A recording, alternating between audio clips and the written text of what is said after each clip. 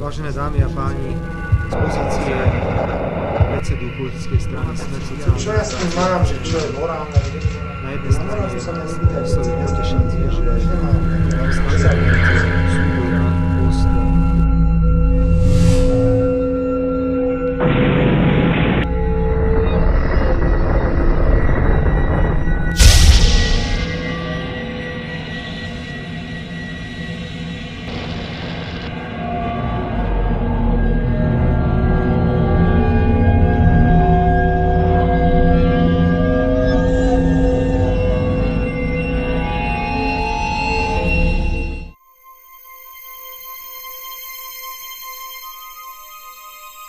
Vláda Slovenskej republiky opäť raz dokázala, že jedna vec, ktorá jej naozaj ide, je buď neriešiť reálne problémy tejto krajiny, alebo zlé riešenia nahrádzať ešte horšími.